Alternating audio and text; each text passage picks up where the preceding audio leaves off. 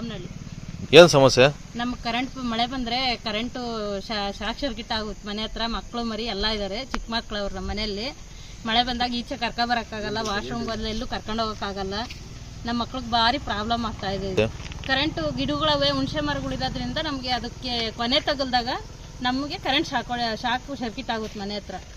ಮಳೆ ಬಂದಾಗ ಬರೋಕ್ಕೆ ಆಗಲ್ಲ ಹೊರಗಡೆ, ನಾವು ಒಳಗಡೆನೇ ಇರಬೇಕು. ಫುಲ್ಲು ಶಾರ್ಟ್ ಸರ್ಕ್ಯೂಟ್ ಬಾಗಿಲು ತಗ ಆಗುತ್ತೆ. ನಾವು ಬಾಗಿಲಿಂದ ಈಚೆ ಬರೋಕ್ಕೆ ಆಗಲ್ಲ ಸರ್. ನಾವು ಆಗಲೇ ಮಾಹಿತಿ ಕೊಟ್ಟಿದ್ವಿ ಒಂದ್ಸರಿ, ಪೊಲೀಸ್ನವ್ರಿಗೆ ಹೇಳಿದ್ವಿ ಒಂದ್ಸರಿ. ಸರ್ ಮೊನ್ನೆ ಬಂದಿದ್ರು, ಬಂದು ಕೇಳಿದ್ರು, ಏನಮ್ಮ ನಿಮ್ಗೇನೋ ಪ್ರಾಬ್ಲಮ್ಮ, ಯಾರು ಪ್ರಾಬ್ಲಮ್ ಮಾಡ್ತಾವ್ರಂತ. ಸರ್ ನಮ್ಗೇನು ಪ್ರಾಬ್ಲಮ್ ಇಲ್ಲ, ನಮ್ಗೆ ಹುಣಸೆ ಮರದ್ದೇ ಪ್ರಾಬ್ಲಮ್ಮು ಅಂತ ಹೇಳಿದ್ವಿ. ಪೊಲೀಸ್ನವ್ರು ಬಿಟ್ಟು ಇದಕ್ಕೆ ಪಂಚಾಯತಿಗೂ ಅರ್ಜಿ ಕೊಟ್ಟಿದ್ವಿ. ಅರ್ಜಿ ಕೊಟ್ಟರು ಅವ್ರೇನು ಕ್ರಮ ತಗೊಂಡ್ಲಿಲ್ಲ ಸರ್. ನಮಗೆ ಕ್ರಮ ತಗೊಂಡ್ತೀವಿ. ಪ್ರಾಬ್ಲಮ್ ತುಂಬ ತೊಂದರೆ ಆಗುತ್ತೆ ಸರ್. ಕಸ ಬೀಳುತ್ತೆ, ಮತ್ತೆ ಹುಣಸೆ ಗಿಡದಲ್ಲಿ ಎಲ್ಲ ಬಿದ್ದಿದ್ದೆಲ್ಲ ನಾವು ಕೊಂಬೆ ಎಲ್ಲ ಬೀಳ್ತೈತೆ ತಲೆ ಮೇಲೆಲ್ಲ, ಮಕ್ಕಳಿಗೆ ಅವೆಲ್ಲ ಆಗ್ತಾ ಇದಾವೆ. ಚಿಕ್ಕ ಮಕ್ಕಳು ಕಟ್ಕೊಂಡಿದೀವಿ ನಾವು, ಈಚೆ ಬರೋಕ್ಕೆ ಕಷ್ಟ ನಮ್ಗೆ. ನಮ್ಮ ಹೆಸರು ಜಯಂತಿ.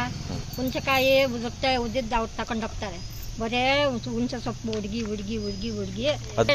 ಇದ ಪ್ರಾಬ್ಲಮ್ ಆಗ್ತೈತೆ. ಮಕ್ಕಳು ಮರಿ ಯಾರು ದನ ಕರ ಯಾರು ಓಡಾಡಂಗಿಲ್ಲ. ಮಳೆ ಬಂದು ರೌಂಡ್ ಆಗ್ತೈತೆ. ಬಾಯಿ ಈ ಕಡೆ 1972ರಲ್ಲಿ ನಮಗೆ ಒಂದು ಸೈಟ್ ಅಲರ್ಟ್ ಆಗುತ್ತೆ. ಸೈಟ್ ಅಲರ್ಟ್ ಆದಾಗ ಇಲ್ಲಿರೋ ಏನು ಸಮಸ್ಯೆ ಆಗಿದೆ ಅಂದರೆ, ಹುಣಸೆ ಮರಗಳು ಮನೆ ಮುಂದ್ಗಡೆ ಇದ್ದಾವೆ. ಅದು ಆ್ಯಕ್ಚುಲಿ ಸರ್ಕಾರಕ್ಕೆ ಸೇರಿರೋದು. ನಾವು ಸುಮಾರು ಸರಿ ಫಾರೆಸ್ಟ್ ಡಿಪಾರ್ಟ್ಮೆಂಟ್ಗೆ ಮತ್ತು ಪೊಲೀಸ್ನವ್ರಿಗೆ ಮತ್ತು ಪಂಚಾಯತಿಯವ್ರಿಗೆ ಸುಮಾರು ಸರಿ ನಾವು ಇನ್ಫಾರ್ಮ್ ಮಾಡಿದ್ದೀವಿ, ದೂರುಗಳು ಕೊಟ್ಟಿದ್ದೀವಿ. ಅವರು ಯಾವುದೇ ಥರದ್ದು ತೀರ್ಮಾನ ಕೈಗೊಂಡಿಲ್ಲ. ಸೊ ಈಗ ಏನಾಗ್ತಿದೆ ಅಂದರೆ, ಮಳೆ ಬಂದುಬಿಟ್ರೆ ಹೊರಗಡೆ ಓಡಾಡೋಕ್ಕಾಗಲ್ಲ. ಮನೆ ಮಕ್ಕಳು ಶಾರ್ಟ್ ಸರ್ಕ್ಯೂಟ್ ಆಗುತ್ತೆ ಸರ್.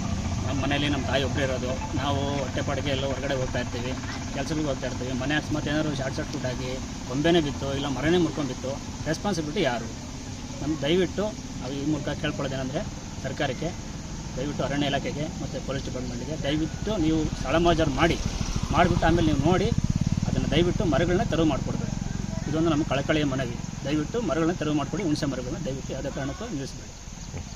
ನಮ್ಮ ಹೆಸರು ನರಸಿಂಹಮೂರ್ತಿ ಅಂತ, ಮಧುಗಿರಿ ತಾಲೂಕು ಪುರೂರು ಹೋಬಳಿ ರಾಮನಹಳ್ಳಿಯಲ್ಲಿ ಸರ್ಕಾರದಿಂದ ಮನೆ ಮಂಜೂರಾತಿ ಆಗಿದೆ.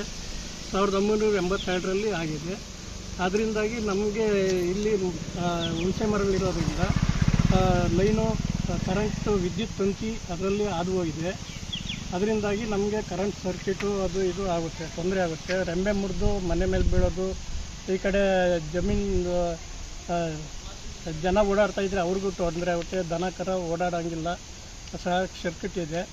ಅದರಿಂದಾಗಿ ನಮಗೆ ನಾವು ಸರ್ಕಾರಕ್ಕೆ ಪೊಲೀಸ್ನವರು ಒಂದು ಸರಿ ಕೊಟ್ಟಿದ್ದೀವಿ. ಫಾರೆಸ್ಟ್ ಡಿಪಾರ್ಟ್ಮೆಂಟಲ್ಲಿ ಕೊಟ್ಟು ರೆಂಬೆ ಅವೆಲ್ಲ ಕಡಿಸಿದ್ದಾರೆ. ಅದರಿಂದ ಅವಾಗ ಬಂದು ಕೊಂಬೆ ಕಡಿಯೋದ್ರಿಂದ ನಮಗೆ ಏನು ಇದಾಗ್ತಾ ಇಲ್ಲ.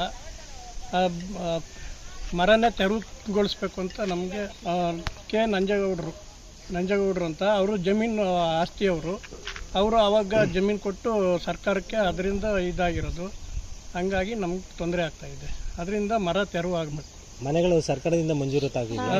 ಮನೆ ಸರ್ಕಾರದಿಂದ ಮಂಜೂರಾತಿ ಆಗಿರೋದು. ಸರ್ಕಾರಿ ಜಾಗ ಇದೆ. ಸರ್ಕಾರಿ ಜಾಗ. ಓಕೆ, ನಿಮ್ಮ ಹೆಸರು? ನರಸಿಂಹಮೂರ್ತಿ ಅಂತ. ಯಾವರು? ರಾಮನಹಳ್ಳಿ.